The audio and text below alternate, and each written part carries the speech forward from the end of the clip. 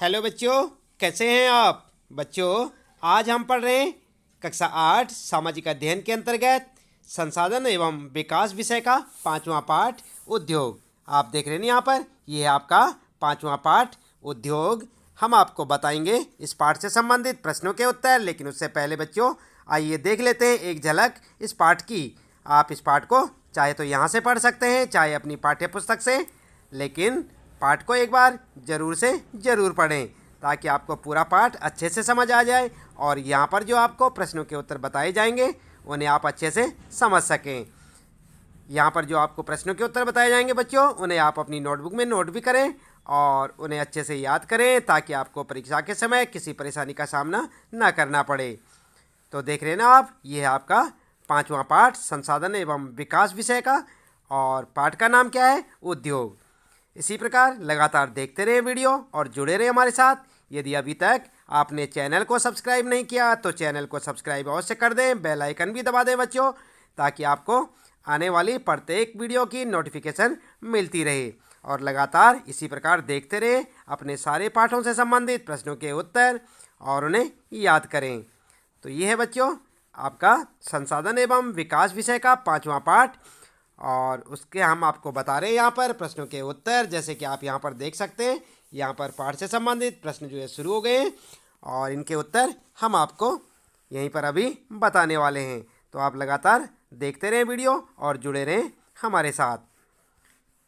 ये है आपके इस पाठ के प्रश्न, देख रहे हैं ना आप यहाँ पर, ये हैं पूरे प्रश्न बच्चों। और इसके बाद चलिए शुरू कर लेते हैं इस पाठ से संबंधित प्रश्नों के उत्तर।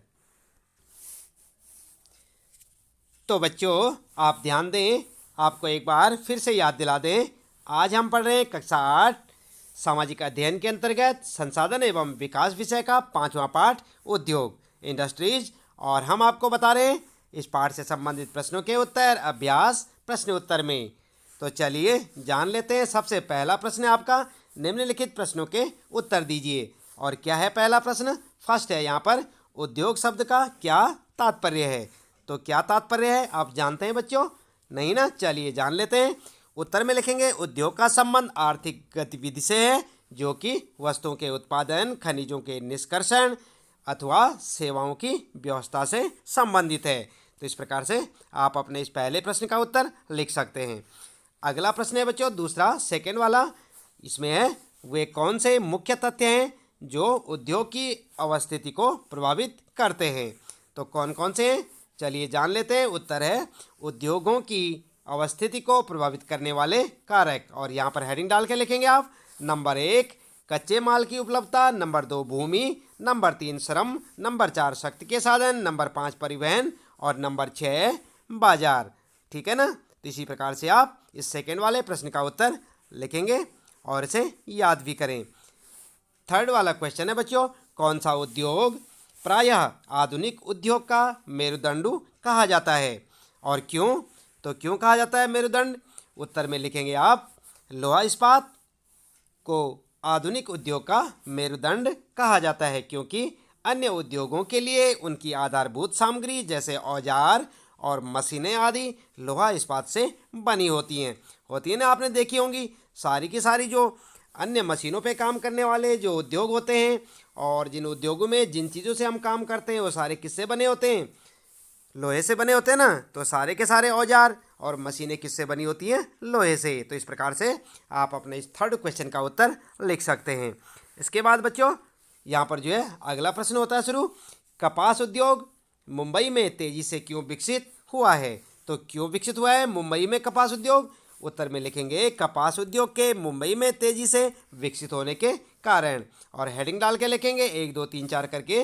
नंबर 1 उष्ण और आर्द्र जलवायु का होना, नंबर 2 मशीन आयात के लिए पत्तन की उपलब्धता, और नंबर 3 कारण लिखेंगे कच्चे माल की उपलब्धता, नंबर 4 दक्ष श्रमिकों की उपलब्धता। तो ये सारे कारण हैं जिसके कारण कपास उद्योग मुंबई में तेज़ी से विकसित हो रहे हैं। इसके बाद अगला है प्रश्न बच्चों, बेंगलोर और कैलिफोर्निया में सूचना प्रौद्योगिकी उद्योग के बीच क्या समानता है? तो क्या समानता है? उत्तर आप लिखेंगे, बेंगलोर और कैलिफोर्निया में सूचना प्रौद्योगिकी उद्योग के बीच समानताएं। और 1 2 3 4 करके लिखेंगे क्या क्या समानताएं हैं। नंबर 1 लिखेंगे सर्वाधिक संख्या में सूचना प्रौद्योगिकी महाविद्यालय और शैक्षिक संस्थान हैं। दूसरा लिखेंगे आप पॉइंट सुहावनी आकर्षक जलवायु और स्वच्छ पर्यावरण है। अगला लिखेंगे तीसरा अच्छी परिवहन सुविधाएं उपलब्ध हैं। चौथा लिखेंगे निपुण व अनुभवी कार्यबल उपलब्ध है। और पांचवा मुख्य कारण है पूंजी का उपलब्ध होना या पूंजी। ठीक है, तो इस प्रकार से आप अपने इस प्रश्न का उत्तर लिख सकते हैं। इसके बाद बच्चों दूसरा प्रश्न है, यहाँ पर सही उत्तर चिन्हित कीजिए, यानी आपने सही उत्तर पर सही का चिन्ह लगाना है। और फर्स्ट में क्या है, सिलिकॉन घाटी अवस्थित है, तो कहाँ पर स्थित है। यहाँ पर से आपको 3 ऑप्शन देखने को मिल रहे हैं, कै ख गए। नंबर पहले पे यहाँ पर है बेंगलोर में, दूसरा कैलिफोर्निया में और तीसरा अहमदाबाद में। तो इनमें से सही कौन सा होगा आपका उत्तर लिखेंगे आप कैलिफोर्निया में। और ध्यान दें आप बच्चों, इस पे आप जो है सही का चिन्ह लगाएंगे। ख वाला सही है आपका कैलिफोर्निया में, इस पे आप सही का चिन्ह लगाएंगे। इसके बाद सेकंड वाला ऑप्शन है बच्चों, कौन सा उद्योग सनराइज उद्योग के नाम से जाना जाता है। और यहाँ पर 3 ऑप्शन है आपके, आप समझ गए होंगे। क वाला है लोहा इस्पात उद्योग, ख वाला है सूती वस्त्र उद्योग और ग वाला है सूचना प्रौद्योगिकी। तो इन तीनों में से कौन सा ऑप्शन आपका सही है, चलिए उत्तर देख लेते हैं। इसमें है सूचना प्रौद्योगिकी, तो इस पर आप सही का चिन्ह लगाएंगे, यानी कि ग वाला ऑप्शन आपका सही होगा। इसके बाद थर्ड वाला क्वेश्चन है, निम्न में से कौन सा प्राकृतिक रेशा है। और यहाँ पर प्राकृतिक रेशा के लिए 3 ऑप्शन दे रखे हैं, नाइलॉन, जूट और एक्रिलिक। तो इनमें से कौन सा सही है बच्चों, तो उत्तर क्या लिखेंगे, उत्तर लिखेंगे जूट। क्या लिखेंगे उत्तर, जूट। इसको आप सही ऑप्शन ख वाला सही उत्तर हो सकता है आपका, तो इसको आप जो है सही का चिन्ह लगा सकते हैं। क्या है इसमें, ख वाला जूट का। ठीक है, तो ये वाला आपका ऑप्शन सही होगा। इसके पीछे ये प्रश्न ना लिखें, यहाँ पर आप इसे हटा दें, खाली जूट लिखें। उत्तर में क्या लिखेंगे, जूट। और इसके बाद बच्चों अगला है, यहाँ पर जो है अंतर स्पष्ट कीजिए। तो अंतर स्पष्ट कीजिए में आप जो है तीसरे प्रश्न में यहाँ पर कृषि आधारित और खनिज आधारित उद्योग में और सार्वजनिक क्षेत्र और संयुक्त क्षेत्र के उद्योग में, इनमें आपने अंतर बताना है। यहाँ पर इन दोनों में बताना है और यहाँ पर इन दोनों में। तो कैसे लिखेंगे आप उत्तर लिखेंगे, सबसे पहले फर्स्ट वाला क्वेश्चन करेंगे, कृषि आधारित और खनिज उद्योग। तो यहाँ पर जो है इस प्रकार से आप एक टेबल सी बनाएंगे बच्चों और इसके अंदर अंतर बताएंगे। सबसे पहले यहाँ पर लिखेंगे कृषि आधारित उद्योग और यहाँ पर लिखेंगे खनिज आधारित उद्योग। इन दोनों में क्या अंतर है, यहाँ पर जो है नंबर 1 या ए लिख सकते हैं आप, जो उद्योग अपना कच्चा माल वनस्पति और जीव जंतुओं के अर्थात कृषि के उत्पादों से प्राप्त करते हैं, उन्हें क्या कहते हैं, कृषि आधारित उद्योग। और जो उद्योग अपना कच्चा माल खनिज अयस्कों से प्राप्त करते हैं वे कहलाते हैं खनिज आधारित उद्योग।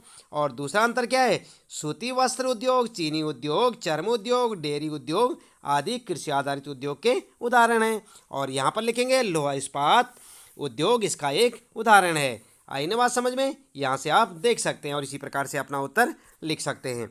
अगला है बच्चों सेकंड वाला है, सार्वजनिक क्षेत्र और संयुक्त क्षेत्र के उद्योग में क्या अंतर है। तो इसके लिए भी आप एक टेबल बनाएंगे इसी प्रकार से और यहाँ पर लिखेंगे सार्वजनिक क्षेत्र के उद्योग और यहाँ पर लिखेंगे संयुक्त क्षेत्र के उद्योग। और अंतर लिखेंगे, पहला अंतर, जिन उद्योगों का स्वामित्व और संचालन सरकार द्वारा किया जाता है वे कहलाते हैं सार्वजनिक क्षेत्र के उद्योग।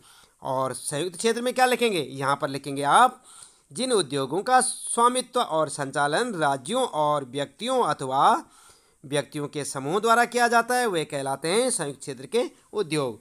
दूसरा अंतर लिखेंगे, हिंदुस्तान एरोनॉटिक्स लिमिटेड और steel authority of India limited सार्वजनिक क्षेत्र के उद्योगों के उदाहरण हैं। और यहाँ पर क्या लिखेंगे, इसमें लिखेंगे सेकंड वाले में, मारुति उद्योग लिमिटेड संयुक्त क्षेत्र के उद्योग के उदाहरण हैं।